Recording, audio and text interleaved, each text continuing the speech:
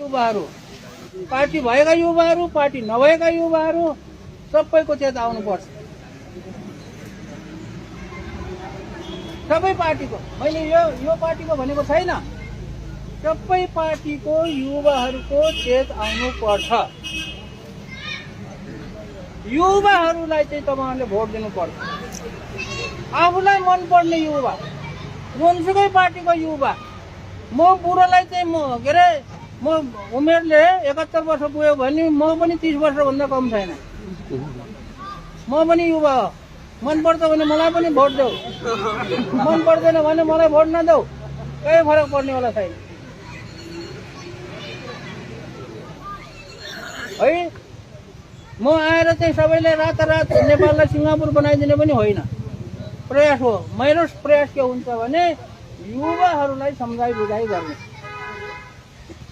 मैले अहिलेसम्म 71 वर्षको उमेरसम्म बुढाहरूसँग काम गरेकै छैन। पारा नै मिल्दैन क्या बुढाहरूसँग, पटक्कै बुढाहरूसँग पारै मिल्दैन मेरो। के हो है, युवाहरूसँग बडो मिल्छ। युवाहरूसँग खाने, सुत्ने, उठ्ने, खेल्ने। आजभोलि खेलकुद चाहिँ हामी गर्दिनँ, पहिला त खेलकुद पनि गर्थ्यौँ है। त्यस कारणले युवाहरू अगाडि आउनुपर्छ, युवाहरूले ढङ्ग ल्याउनुपर्छ भनेर मैले मेरो फेसबुक हेर्नेहरूलाई थाहा होला। बेला बेलामा युवाहरूले ढङ्ग ल्याउनुपर्छ, ढङ्ग ल्याएन भने तिम्रो पनि ट्वा पर्छ भनेर मैले भनिरहेको। हरेक पार्टीको युवा भनेको अर्काको बुद्धिमा चल्ने होइन, आफ्नो बुद्धिमा चल्नुपर्छ। अर्काको बुद्धिमा चल्यो भनेदेखि त कामदार भइहाल्यो, काम गर्ने भइहाल्यो नि। दास भन्छ क्या, दास भयो। अर्काको बुद्धिमा चल्ने दास हुन्छ। आफ्नो बुद्धिमा चल्नुपर्छ।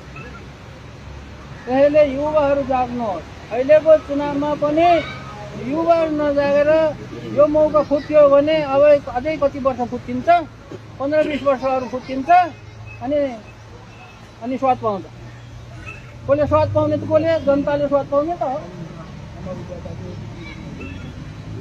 त्यो फुत्के नेताहरूले त के स्वाद पाउँछ र, उनीहरूलाई त जनस्वाद पर्छ।